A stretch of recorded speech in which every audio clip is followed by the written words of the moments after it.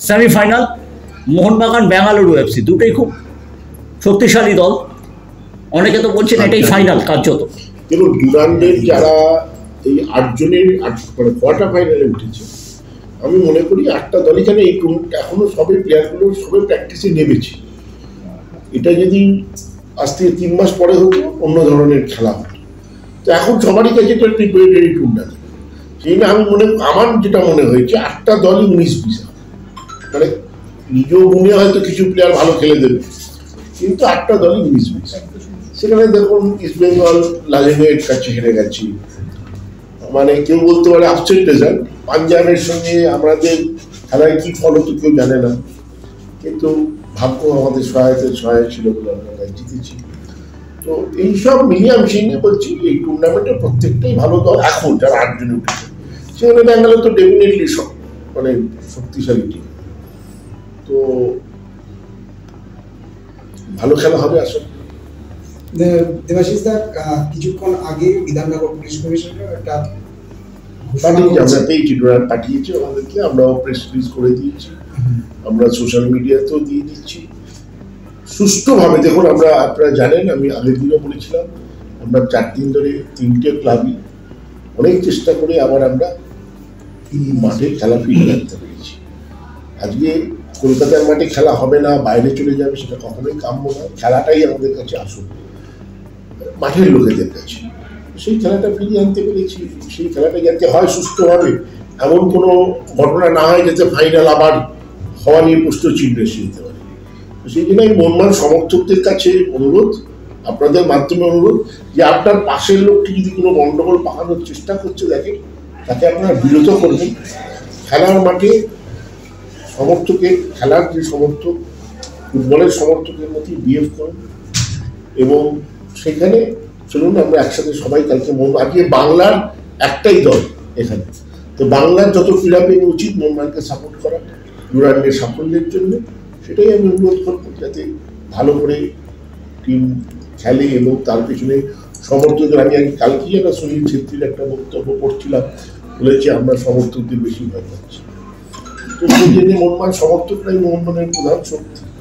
এনে এমনভাবে আমরা আমাদের করবো, আমরা টিমটাকে সমর্থন করবো, কোনোরকম গণ্ডগোল যাতে না হয় তার দিকেও আমাদের সমর্থককেই নজর রাখতে হবে।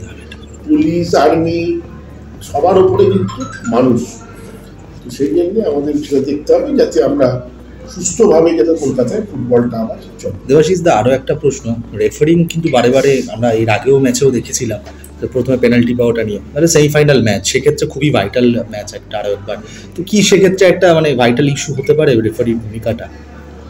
ভারতবর্ষের ফুটবলে রেফারিং নিয়ে সন্তুষ্ট আমার জানা নেই লাস্ট কবে কি হয়েছে, এটা অনেকদিন ধরে চলছে, তার মধ্যে থেকেই আমাদের খেলতে হবে।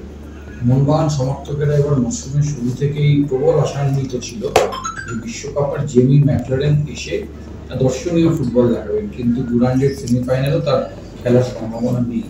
তো কবে জেমি মাঠে নামতে ওরা তো নামতে এত ছটফট করার কিছু নেই। আমাদের টিম ভালো টিম, একটা প্লেয়ারের না খেললে টিমটা ভেঙে পড়বে এরকম নয়। আমাদের অনেক প্লেয়ার আছে রিপ্লেসমেন্ট, জেমি যেদিন সুস্থ হবে, একটা প্লেয়ার নামে খেলবে, তার খেলা যেদিন সে খেলার মতো 100% ফিট থাকবে তবেই সে নামবে, সে যত বড় প্লেয়ারই হোক। সেই জন্য কোচ নিশ্চয়ই মনে করেছিল এখনো পুরোপুরি ফিট নয়, খেলানোর মতো জায়গায় আসেনি। অন্য যারা খেলছেন তারা হচ্ছে বেটার, বেশি ফিট। আমি তো বারবার বলছি এই টুর্নামেন্টটা আমাদের কাছে প্রিপারেটরি টিম তৈরি হচ্ছে, তার মধ্যে দিয়ে প্লেয়ারদেরকে উনি দেখছেন না, সেই দেখতে দেখতেই উনি তৈরি করছেন। ওনার কাছে অনেক প্লেয়ার হয়তো পরের দিকে সুযোগ নাও পেতে পারে, তাদেরকেও এই টুর্নামেন্টে খেলিয়ে দেখে নিতে চাইছেন। তো কালকে হয়তো সেই এক্সপেরিমেন্টটা আর যাবেন না, কিন্তু তাও প্লেয়ারদের পুরো তৈরি করার চেষ্টা করবেন। দলে 11 জনের একটা প্রচণ্ড কম্পিটিশান রয়েছে, এবং প্রতিটা পজিশনে এক বা একাধিক হাই কোয়ালিটির ফুটবলার রয়েছে। এটা দলে কম্পিটিশনের ক্ষেত্রে কতটা ভালো? আমি একটু আগে বললাম যেটাই হচ্ছে আমাদের স্ট্রেংথ। আমাদের স্ট্রেংথ হচ্ছে যে টিমটা ভালো টিম, একাধিক ভালো প্লেয়ার আছে এক একটা পজিশনে। তো এই কম্পিটিশন থাকলে তবেই তো ভালো খেলা হয়, তবেই তো ভালো প্লেয়ার বেরোবে। তো সেই কম্পিটিশনটা তো ভালো একদিক দিয়ে। টিমের পক্ষে ভালো। তবে দারুণ ফুটবল দেখা যাবে অ্যাটলিস্ট আমি আশা করছি না। আমার ফুটবল বুদ্ধি করছে, লড়াই হবে কালকে, ফাইনালেও যারা খেলবে লড়াই করবে। আস্তে আস্তে শুনুন, পিকে কখনো প্রথমেই উঠা যায় না, পিকে উঠতে গেলে সময় দরকার নেই। সেই সময়টা আইএসএল এর মধ্যখানেই আসবে, তার আগে কখনো কোনো ক্লাব পিকে পৌঁছতে পারবে না। আপনারা যেটা আশা করছিলেন এটা সম্ভব নয় যে ডুরান্ডে প্রথমেই দুর্ধর্ষ খেলবে, একদম 3 গোল 4 গোল মারবে, তারপরে সারা বছর ধরে ওই রকম পিকে থাকবে, কোনো ক্লাব থাকতে পারে না। সেই ওটা ধীরে ধীরে ধীরে ধীরে ওঠাটাই ভালো। আগামীকাল 5:30টায় খেলার টিকিটের ডিমান্ড সদস্য সমর্থক আপনার কাছে কি আপডেট আছে, কিন্তু কিরকম? যেটা আমরা মানে আশা করেছিলাম অতটা নেই। হয়তো অনেক পরিবেশ পরিস্থিতি বিচার করেই একটু কম আছে, তাও আছে, সদস্য সমর্থকরা যাবে। তবে আপনি যেরকম বলছেন ভেঙে পড়ছিল, সেরকম সেই অবস্থায় এখন নেই। 50% আপনি একটু আগে বলেছেন 50% ক্রাউড আমরা আশা করি। আমি গুনে বলতে পারবো না। যেহেতু আপনি একটু আগে বলছিলেন যে বাংলা থেকে একমাত্র একটাই দল রয়েছে, এবং কয়েকদিন আগে আমরা দেখেছি যে আরজি করের এরকম ভিন্ন ঘটনার পর দু দলের সমর্থকেরা জোরবদ্ধ প্রতিবাদ করেছে।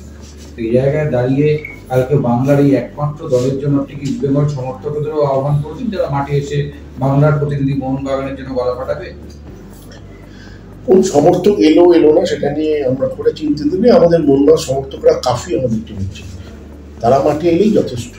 অন্য ক্লাবের সমর্থক যদি না এলো ভালো খেলা দেখতে, অন্য ক্লাব ভালো খেলছে খেলা দেখতে আসতেই পারে যদি তারা ভালো ফুটবল প্রেমী হয়, কিন্তু সমর্থনের জন্য আমাদের সমর্থকরা অনেক। অন্য ক্লাবের সমর্থন আমাদের কোনো দরকার নেই, মোহনবাগান সমর্থকরা সবার থেকে অনেক এগিয়ে আছে। আমরা টিকিট কাউন্টারে সদস্য সমর্থকদের প্রতিক্রিয়া নিতে গিয়েছিলাম, তখন অনেকেই একটা জিজ্ঞাসা আছে যে বারবার পিছিয়ে যাচ্ছে আনোয়ারের জাজমেন্টটা। আমরা শুনলাম শুক্রবার, তারপর শনিবার, তারপর সোমবার, তারপর শুনছি আগামীকাল। এই যে মানুষের একটা ধৈর্যচ্যুতি ঘটেছে এবং তাদের প্রচণ্ড কৌতূহল, এই ব্যাপারটা নিয়ে কি বলবেন? আমি তো প্লেয়ার্স কমিটির চেয়ারম্যান, যখন ঠিক মনে করবে দেবে। আমাদের কাজ আমাদের লয়ারের বক্তব্য রাখা, পয়েন্ট ধরে ধরে সেটা নিয়ে সঠিকভাবে ওখানে প্রেস করা, সেটা সব আমাদের দিক দিয়ে যা যা করণীয় ক্লাব করেছি, কোম্পানি করেছি এবং খুব সুন্দরভাবে করা হয়েছে।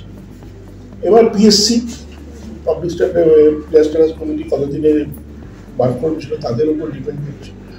এটা নিয়ে আমরা করে চিন্তিত নেই। আমাদের কাছে এখন ডুরান্ড ফাইনাল টিমটা তৈরি করতে হবে।